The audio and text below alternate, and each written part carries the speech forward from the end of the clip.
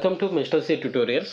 Today video వచ్చేసి ఆంధ్రప్రదేశ్ నుండి CID department release అయిన హోంగార్డ్ నోటిఫికేషన్ సంబంధించి వివరాలు అనేవి ఈ యొక్క వీడియోలో ఎక్స్ప్లెయిన్ చేయడం అనేది జరుగుతుంది.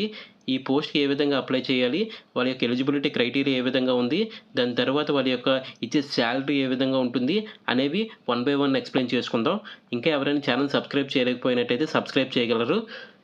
వీడియోలోకి వెళ్ళినట్లయితే ముందుగా ఈ యొక్క నోటిఫికేషన్ అనేది సిఐడి డిపార్ట్మెంట్ నుండి రిలీజ్ అవ్వడం అనేది జరిగింది 28/4/2025. అంటే ఏప్రిల్ 28వ తారీఖు, అంటే టుడే ఈ యొక్క నోటిఫికేషన్ అనేది రిలీజ్ చేశారు. దేనికి సంబంధించి అంటే ఈ యొక్క వాలంటరీ సర్వీసెస్ సంబంధించి హోంగార్డ్ కింద వీటిని రిలీజ్ చేయడం అనేది జరిగింది. దీన్ని చూసినట్టయితే multi skilled personals under the category B వీటికి సంబంధించి ఈ నోటిఫికేషన్ రిలీజ్ చేశారు.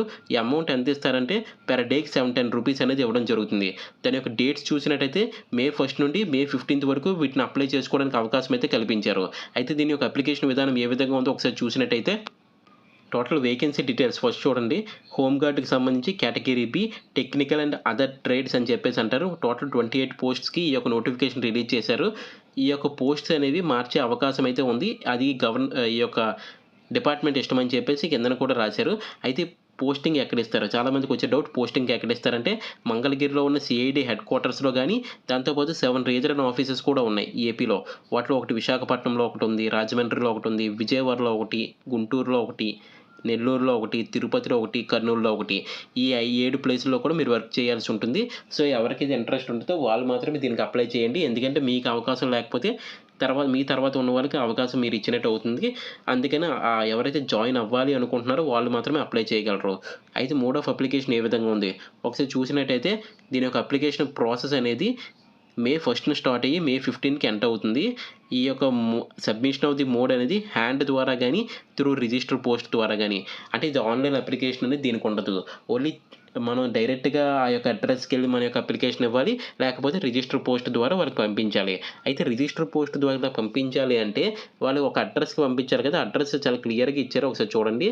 The director general of police, crime investigation department Andhra Pradesh, AP police head quarters, Mangalagiri 522503. ఈ యొక్క అడ్రస్కి మన యొక్క సర్టిఫికేట్స్ అన్నింటినీ కూడా అప్లికేషన్ ఫామ్ ఫిల్ చేసి పంపించాలి. వాళ్ళు ఎవరైతే ఎలిజిబుల్ ఉన్నారో వారిని తిరిగి సర్టిఫికేట్ వెరిఫికేషన్ పిలిచి, తర్వాత ఫిజికల్ మెజర్మెంట్ టెస్ట్ చేసి, తర్వాత స్కిల్ టెస్ట్ నిర్వహించి ఈ పోస్టింగ్ అనేది ఇవ్వడం జరుగుతుంది. ఇది దీనికి సంబంధించిన వివరాలు. అయితే ఎలిజిబిలిటీ కండిషన్స్ ఏంటంటే లోకల్ స్టేటస్, అంటే must be local resident of Andhra Pradesh చెందిన వాళ్ళు మాత్రమే అయి ఉండాలి. అదేవిధంగా ఏజ్ లిమిట్ చూసినట్టయితే మినిమం 18 ఇయర్స్ నుండి మ్యాక్సిమం 50 ఇయర్స్, అది కూడా May 1, 2025 నుండి ఉండాలి. ఆ ఏజ్ని ఎలా క్యాలిక్యులేట్ చేస్తారంటే SSC సర్టిఫికేట్ ఆధారంగా ఈ యొక్క ఏజ్ని క్యాలిక్యులేట్ చేయడం అనేది జరుగుతుంది. మరి ఇద్దరు ఎలిజిబుల్ అంటే జెండర్లో మేలు ఫీమేల్ ఇద్దరు కూడా అప్లై చేసుకోవచ్చు. అయితే ఎడ్యుకేషన్ క్వాలిఫికేషన్ చూసినట్టయితే ఇంటర్మీడియట్ పాస్ అయ్యి వారందరూ కూడా ఈ పోస్ట్కి ఎలిజిబులే. అయితే టెక్నికల్ రిక్వైర్మెంట్స్ కూడా ఉన్నాయి దీనికి సంబంధించి. Must have the good computer knowledge, ఖచ్చితంగా కంప్యూటర్ నాలెడ్జ్ వచ్చి ఉండాలి. అందులో MS ఆఫీస్, ఇంటర్నెట్, టైపింగ్ వీటికి సంబంధించి స్కిల్ టెస్ట్ కూడా నిర్వహించడం జరుగుతుంది. తర్వాత డ్రైవింగ్ లైసెన్స్ ఉండాలి. అది లైట్ మోటార్ వెహికల్ అయినా అవ్వచ్చు, లేదా హెవీ మోటార్ వెహికల్ అయినా అవ్వచ్చు. దాని తర్వాత చూసినట్టయితే ఫిజికల్ స్టాండర్డ్స్ ఏ విధంగా ఉండాలంటే మెన్ షుడ్ బి 160 సెంటీమీటర్స్, ఈ హైట్ ఉన్న వాళ్ళు మాత్రమే అప్లై చేయాలి. ఉమెన్కి సంబంధించి 150 సెంటీమీటర్స్, అది SC ST వాళ్ళకి సంబంధించి 5 సెంటీమీటర్ రిలాక్సేషన్ ఇవ్వడం జరుగుతుంది. అంటే 145 సెంటీమీటర్స్ ఉంటే సరిపోతుంది వాళ్ళకి. దాని తర్వాత చూసినట్టయితే క్యారెక్టర్ అండ్ యాంటీసిడెంట్స్, అంటే వాళ్ళ యొక్క ఎటువంటి కేసులు లేకుండా ఉండాలి పోలీస్ డిపార్ట్మెంట్ సంబంధించి. దాని తర్వాత ఫిజికల్గా మెంటల్గా ఫిట్గా ఉన్న వాళ్ళు మాత్రమే ఈ పోస్ట్కి అప్లై చేయాలి. ఈ విషయాలన్నీ కూడా సాటిస్ఫై చేసిన వాళ్ళకి అప్లికేషన్ ఫామ్ ఫిల్ చేసి మన యొక్క సర్టిఫికేట్స్ అన్నింటినీ కూడా సెల్ఫ్ అటెస్ట్ చేసి వాళ్ళ యొక్క అడ్రస్కి పంపించినట్టయితే వాళ్ళు మనకి సర్టిఫికేట్ వెరిఫికేషన్కి పెరగడం అనేది జరుగుతుంది. దాని తర్వాత స్కిల్ టెస్ట్ నిర్వహించి మనకి ఉద్యోగాలు అనేవి ఇవ్వడం జరుగుతుంది. ఒక విషయం గుర్తుపెట్టుకుంటే ఇది గవర్నమెంట్ జాబ్ అయితే కాదు, ఇది టెంపరీ వాలంటరీ సర్వీస్. ఎవరికైతే ఇంట్రెస్ట్ ఉంటే వాళ్ళు మాత్రమే అప్లై చేయండి.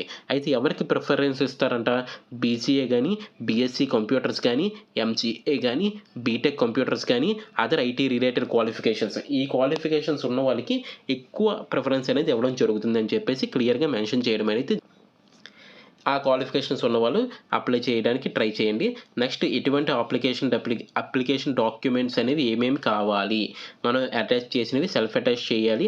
అన్నిటిని కూడా ఒక సెట్ కింద చేసి వాళ్ళకి రిజిస్టర్ పోస్ట్ ద్వారా పంపించాలి. అప్లికేషన్ ఫామ్ ఫిల్ చేయండి. 10th క్లాస్ మార్క్ లిస్ట్ పెట్టాలి. ఏజ్ ప్రూఫ్ కోసం ఇంటర్మీడియట్ సర్టిఫికేట్ పెట్టాలి. తర్వాత అదర్ ఎడ్యుకేషన్ క్వాలిఫికేషన్స్ ఏమున్నాయో ఆ సర్టిఫికేట్స్ అన్నిటిని అటాచ్ చేయాలి. రెసిడెన్స్ సర్టిఫికేట్ ఒకటి పెట్టాలి.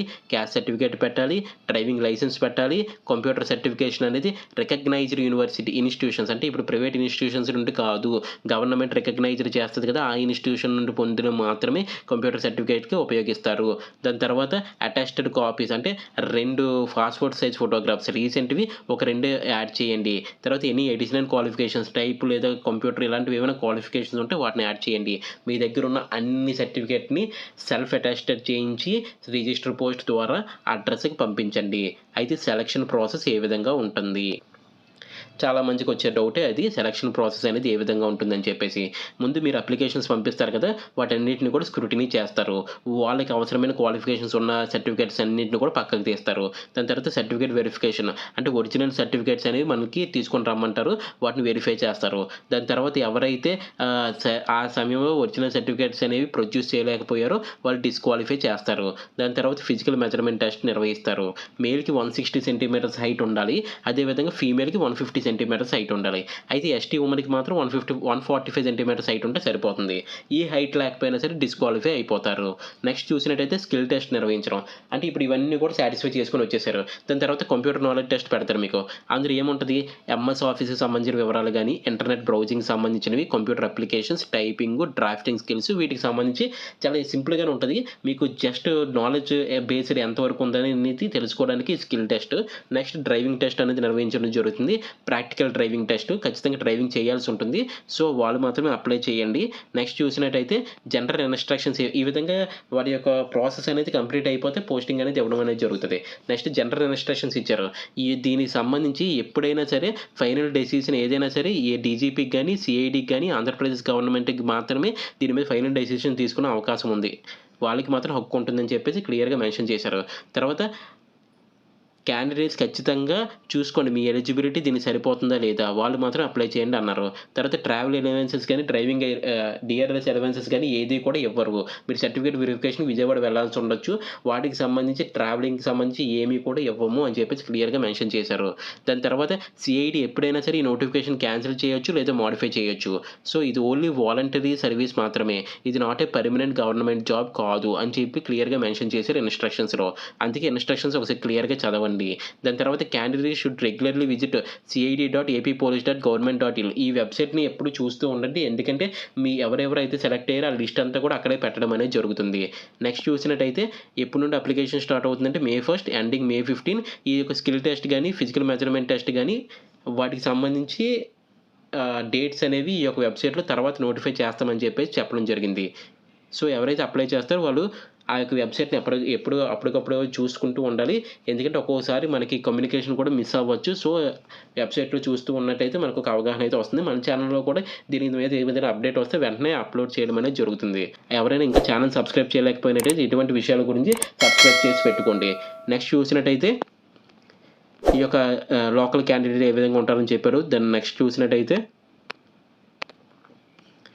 స్కూల్ స్టడీ సర్టిఫికేట్, మీ దగ్గర 4th to 10th study certificate ఉంటే సరిపోతుంది. లేకపోయినట్టయితే దీన్ని ప్రింట్ తీసుకొని మీ స్టూడెంట్ నేమ్ ఏంటి, ఫాదర్ నేమ్ ఏంటి రాసి 4th క్లాస్ ఎక్కడ చదివారు, ఏ డిస్ట్రిక్ట్ చదివారు, ఎక్కడ ఇయర్ ఎప్పుడు, మంత్ ఎప్పుడు రాయండి. 5th ఆ విధంగా 6th 7th 8th 9th 10th ఇవన్నీ రాసి మీ యొక్క విలేజ్ ఎక్కడ, మండలం ఎక్కడ, డిస్ట్రిక్ట్ ఎక్కడ రాసి మీ స్కూల్ నేమ్ రాసి డేట్ వేసి స్టేషన్ అంటే మీ యొక్క ఊరి పేరు రాసి మీ యొక్క స్కూల్ యొక్క హెడ్ మాస్టర్ ఇప్పుడు ఎవరైతే పనిచేస్తున్నారో వాళ్ళ చేత స్టాంప్ వేయించుకొని దీన్ని సబ్మిట్ చేసినట్టయితే మీకు స్టడీ సర్టిఫికేట్ ఇదే స్టడీ సర్టిఫికేట్ కింద పనిచేస్తుంది. పాత ఉన్న వాళ్ళకి ఎటువంటి ఇబ్బంది లేదు, దాన్ని సబ్మిట్ చేయొచ్చు.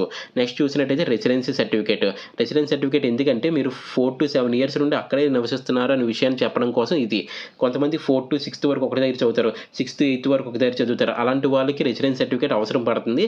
దాన్ని కూడా ఫిల్ చేసి మీ యొక్క విలేజ్ ఎప్పుడు, మండలం ఎక్కడ, డిస్ట్రిక్ట్ ఎక్కడ, ఈ పీరియడ్ అంటే 2010 నుండి 2013 వరకు ఎప్పుడు ఎక్కడ నివసించారు, తర్వాత మీరు ఎక్కడైతే ఏ ఏ పీరియడ్లో అయితే నివసించారో అవన్నీ రాసి ఆ యొక్క స్టేషన్ నేమ్, డేట్ నేమ్ రాసి ఎంఆర్ఓ గారి చేత సైన్ పెట్టించి స్టాంప్ వేయించి దీన్ని సబ్మిట్ చేసినట్టయితే మీకు ఇది రెసిడెన్సీ సర్టిఫికేట్ కింద యూజ్ అవుతుంది.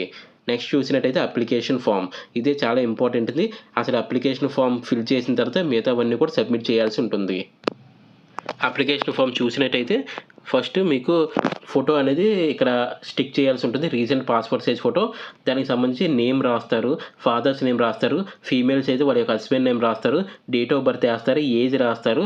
జెండర్ మేలా, ఫీమేలా అనేది రాయాలి. దాని తర్వాత కేటగిరీ ఓసీయా, ఓబీసీయా, ఎస్సీయా, ఎస్టీయా దీనికి సంబంధించి మీరు సర్టిఫికేట్ కూడా అక్కడ ప్రొడ్యూస్ చేయాల్సి ఉంటుంది. జాగ్రత్తగా చూడండి. తర్వాత రిలీజియన్ హిందువా, క్రిస్టియనా అది రాస్తారు. సబ్ క్యాస్ట్ ఏ విధంగా ఉంది, రెసిడెన్షియల్ అడ్రస్ టౌన్ ఏంటి, మండలం ఏంటి, డిస్ట్రిక్ట్ ఏంటి, మొబైల్ నెంబర్ ఏంటి, ఈ 2 నెంబర్స్ ఇవ్వండి. ఒకటి మీకు నెట్వర్క్ ఇష్యూ ఉన్నా సరే ఇంకో దానికి అయినా మొబైల్కి ఫోన్ చేయడం అనేది జరుగుతుంది వాళ్ళు, ఏదైనా మీకు దగ్గర నుండి ఇన్ఫర్మేషన్ కావాలి అంటే. నెక్స్ట్ చూసినట్టయితే ఈమెయిల్ ఐడి, తర్వాత లోకల్ స్టేటస్ ఏ విధంగా ఉంది, తర్వాత 10th క్లాస్ ఎప్పుడు పాస్ అయ్యారు, మీ గ్రేడ్ ఎంత వచ్చింది, ఇంటర్మీడియట్ ఎప్పుడు పాస్ అయ్యారు, దానికి సంబంధించి గ్రేడ్ ఎంత వచ్చింది, గ్రాడ్యుయేషన్ ఎప్పుడు పాస్ అయ్యారు, హైయర్ క్వాలిఫికేషన్ ఉంటే అవన్నీ కూడా రాయండి. నెక్స్ట్ చూసినట్టయితే కంప్యూటర్ నాలెడ్జ్ ఉంటే ఎస్ అని పెట్టండి. కంప్యూటర్ నాలెడ్జ్ ఉన్న వాళ్ళు మాత్రమే అప్లై చేయండి. టెక్నికల్ స్కిల్స్ ఏమైనా ఉంటే అవి రాస్తారు. దాని తర్వాత డ్రైవింగ్ లైసెన్స్ ఉంటే డ్రైవింగ్ లైసెన్స్ రాసి అది light motor vehicle, highway motor vehicle రాస్తారు. దాని తర్వాత లైసెన్స్ నెంబర్ ఎక్కడ వేస్తారు, తర్వాత ఎప్పుడు లైసెన్స్ ఇష్యూ చేశారని రాస్తారు. ఇవన్నీ వెరిఫై చేసుకొని స్క్రూటినీ చేసి ఎవరైతే ఎలిజిబుల్ క్యాండిడేట్స్ ఉన్నారో వాళ్ళని మాత్రమే పిలవడం అనేది జరుగుతుంది. మీరు ఇందులో ఏది రాకపోయినా సరే మిమ్మల్ని పిలవరు. సో ఎవరైతే జాయిన్ అవుదాం అనుకుంటున్నారో చాలా కేర్ఫుల్గా అప్లికేషన్ ఫిల్ చేయండి. ఫిజికల్ స్టాండర్డ్స్ చూసినట్టయితే హైట్కి సంబంధించి మీ హైట్ ఎంత అని అడుగుతారు. ఈ హైట్ ఎక్కడ ఏదైతే రాస్తారో మీకు అక్కడ టెస్ట్ చేసినప్పుడు ఆ హైట్ రావాలి. మినిమం 160 సెంటీమీటర్స్ మేల్కి, ఫీమేల్కి 150 సెంటీమీటర్స్.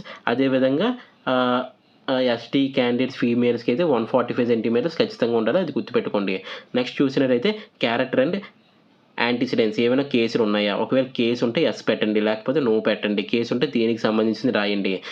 తర్వాత మెడికల్ ఫిట్నెస్, మీరు మెడికల్ ఫిట్గా ఉన్నారా లేదా అది రాస్తారు. తర్వాత ఎటువంటి డాక్యుమెంట్స్ మీరు ఎన్క్లోజ్ చేస్తున్నారు, సెల్ఫ్ అటెస్టెడ్ కాపీస్ 10th పెడతారు, ఇంటర్ పెడతారు, తర్వాత డిగ్రీ పెడతారు, మీరు ఏం చదివితే అదంతా కూడా, కంప్యూటర్ సర్టిఫికేట్స్ పెడతారు, తర్వాత స్టడీ సర్టిఫికేట్స్ పెడతారు, తర్వాత రెసిడెన్స్ సర్టిఫికేట్ పెడతారు, తర్వాత క్యాస్ట్ సర్టిఫికేట్ పెడతారు, తర్వాత ఈడబ్ల్యూఎస్ సర్టిఫికేట్ పెడతారు. మొత్తం మీరు ఏం పెడతారు అనేది ఇక్కడ రాసేసి అవన్నిటిని సెల్ఫ్ అటెస్టెడ్ అంటే మీరే స్వయంగా సంతకం చేసిన కాపీస్ మాత్రమే ఇవ్వండి. ఇవన్నీ రాసి ఏ రోజు ఎక్కడి నుండి మీరు పోస్ట్ చేస్తున్నారో డేట్ రాసి సిగ్నేచర్ ఆఫ్ ది క్యాండిడేట్ చేసి మొత్తం అంతా కూడా ఒక్కసారి రిజిస్టర్ పోస్ట్ ద్వారా పంపించినట్టయితే మీరు ఎప్పటికప్పుడు దాన్ని ట్రాక్ చేసుకోవచ్చు. మీరు ఏ అడ్రస్కి పంపించారని ఈ వీడియో ఫస్ట్లోనే చెప్పడం జరిగింది. మళ్ళీ ఇంకొకసారి చాలా జాగ్రత్తగా చెప్తున్నాను చూడండి. అడ్రస్ అనేది the director general of police, crime investigation department, Andhra Pradesh, AP police head quarters, Mangalagiri 522503 ఈ అడ్రస్కి సబ్మిట్ చేయగలరు. సబ్మిట్ చేసిన తర్వాత మీకు వాళ్ళు నెక్స్ట్ ప్రాసెస్ ద్వారా స్క్రూటినీ చేసుకొని పిలవడం అనేది జరుగుతుంది. ఈ విషయం ఎవరికైతే అవసరం అవుతుందో వాళ్ళకి ఈ వీడియో షేర్ చేయగలరు. ఇప్పటికీ మన ఛానల్ సబ్స్క్రైబ్ చేయలేకపోయినట్టయితే సబ్స్క్రైబ్ చేయగలరు. ఇలాంటి కొత్త నోటిఫికేషన్స్ ఏమొచ్చినా సరే మీకు త్వరగా తెలుసుకోవడానికి మన ఛానల్ సబ్స్క్రైబ్ చేసి పెట్టుకోండి. థ్యాంక్ యూ సో మచ్ అండి.